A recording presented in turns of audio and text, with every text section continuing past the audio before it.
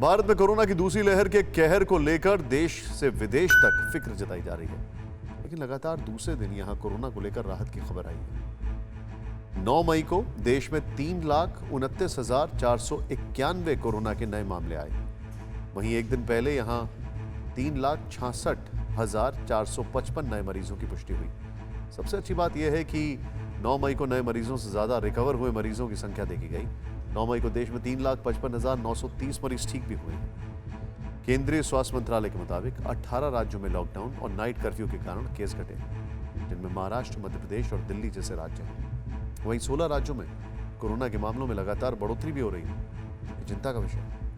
13 राज्य ऐसे हैं जहां 1 लाख से ज्यादा सक्रिय मामले हैं, लेकिन कुल मिलाकर रोजाना के नए केस में कमी और ज्यादा होती रिकवरी अच्छे संकेत दे रही है। राहत की बात यह है कि देश में पॉजिटिविटी रेट और डेथ रेट में भी कमी आई है।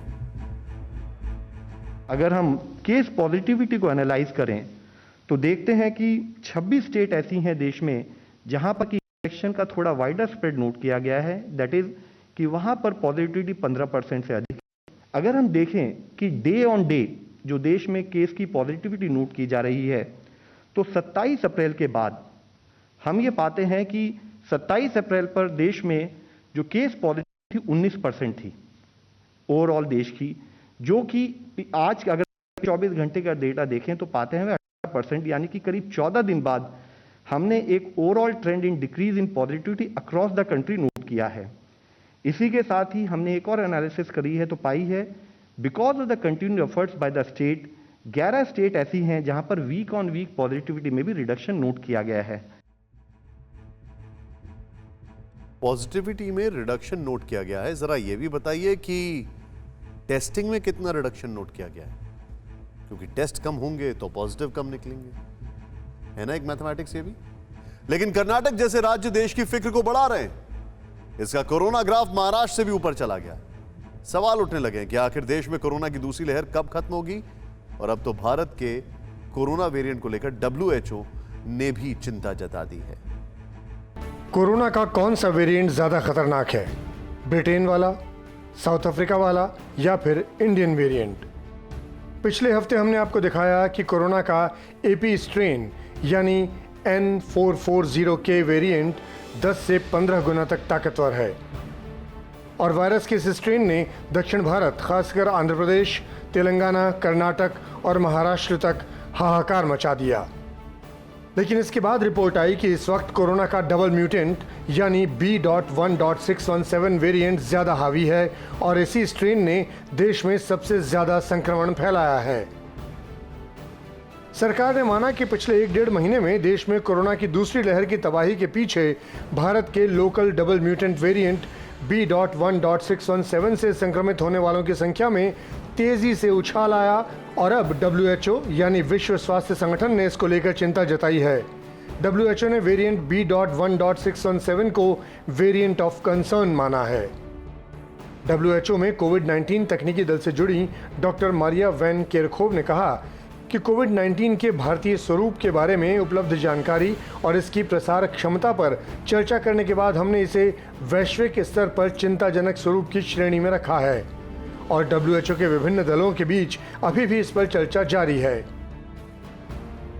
WHO की स्टडी में ये बात भी सामने आई कि भारत में तेजी से फैल रहा कोविड-19 का ये वेरिएंट बेहद संक्रामक है। ये शरीर में वैक्सीन या संक्रमण से बनी एंटीबॉडीज को भी चकमा देकर देश में महामारी के विस्फोट का कारण बन सकता है।